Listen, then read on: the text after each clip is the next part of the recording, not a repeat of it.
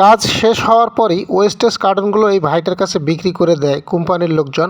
সে যখনই কার্টুনগুলো গোছায় ওর ভিতরে কিছু টাকা পায় ফাইলের ভেতরে। ওই টাকাগুলো নিয়ে সে কিন্তু একেবারে সরাসরি ওই অফিসের যে বস আছে বসের কাছে যায়। বসের কাছে যাওয়ার পরে সবাই একটি বিব্রতকর পরিস্থিতির মধ্যে পড়ে যায়। তারপর সে তার ওই বসকে বলে যে, বস, আপনার এই ফাইলের ভিতরে কিছু টাকা ছিল আর এই জিনিসগুলো আমি কিনে নিয়েছিলাম, এই জিনিসগুলো আমি আপনাকে দিতে আসলাম। তখন কিন্তু ওই বস অনেক খুশি হয়ে যায়। খুশি হয়ে যাওয়ার পরেই বলে যে, ঠিক আছে, থ্যাংক ইউ। তারপর ওই লোক ওখান থেকে চলে যায়। এই ভাই যখন চলে যেতে ধরে তখন ওই বস বলে, আপনি একটু দাঁড়ান, এই টাকাগুলো নিয়ে যান, কারণ এই টাকাগুলো আপনারই, আপনি পেয়েছিলেন, আপনার এই টাকাগুলো।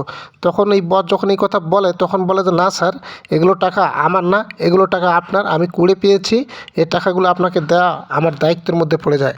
টাকা না নিয়ে সে কিন্তু ওখান থেকে চলে যায়। ওই বস কিন্তু তার উপর অনেক খুশি হয়ে যায়। তারপর বস মিটিং শেষ করে বাইরে এসে দেখে যে আবার সে কার্টুন গোছাচ্ছে। কার্টুন যখন গোছাচ্ছে তখন তার সেক্রেটারিকে বলে যে, তাকে কিছু জিনিস দাও।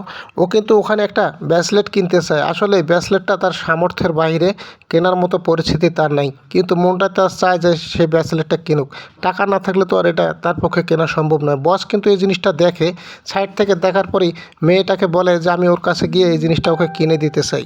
তখন তার সেক্রেটারি মেয়েটা তাকে বলে যে, স্যার, আপনার কাছ থেকে ও টাকা নিল না, আর আপনি কীভাবে ভাবলেন যে আপনি ওকে কিনে দিলে ওই জিনিসটা ওখান থেকে নেবে? তখন ওই বস একটা বুদ্ধি খাটায়, বলে যে ওখানে রেটটা একটু কমায় দাও।